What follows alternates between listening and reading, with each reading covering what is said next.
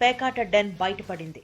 నందివాడ మండలం తమిరస గ్రామంలో ఆదివారం రాత్రి స్పెషల్ ఎన్ఫోర్స్మెంట్ బ్యూరో పోలీసులు ఆకస్మికంగా దాడులు చేశారు. మొత్తం 100 మందికి పైగా ఇక్కడ పేకాడుతున్నట్లు తేలింది. వారిలో 30 మందిని అరెస్టు చేశారు. 20 మంది కార్లు సీజ్ చేశారు. ఘటనా స్థలం నుంచి సుమారు 3 కోట్ల రూపాయలు స్వాధీనం చేసుకున్నారు. ఈ నగదు ఇంకా ఎక్కువగానే ఉండుండొచ్చని అంచనా వేస్తున్నారు. ఇప్పటి వరకు జిల్లాలో ఎస్ఈబీ చేసిన దాడుల్లో ఇంత భారీ మొత్తంలో పేకాటలో నగదు దొరకడం ఇదే ప్రథమం. అయితే 42 లక్షల రూపాయల నగదు స్వాధీనం చేసుకున్నట్లు డీఎస్పీ ఎన్ సత్యానందం చెప్పారు. అరెస్టైన నిందితుల్లో వైసీపీకి చెందిన వారే ఎక్కువగా ఉన్నట్లు తెలుస్తోంది. వారిని తప్పించడానికి సదరు మంత్రి పోలీసులపై తీవ్రమైన ఒత్తిళ్లు తెస్తున్నారు అని సమాచారం.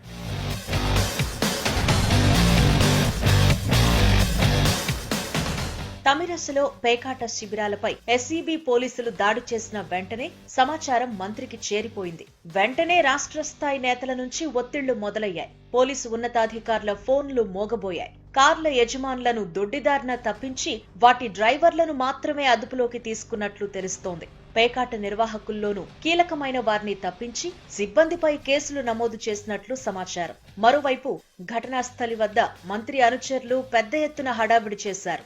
విలేకరులు ఆ ప్రాంతంలోకి ప్రవేశించకుండా అడ్డుకున్నారు. పోలీసులు సైతం వీరి చర్యలను అడ్డుకోలేదు. ఫోటోలు తీసేందుకు అనుమతించలేదు.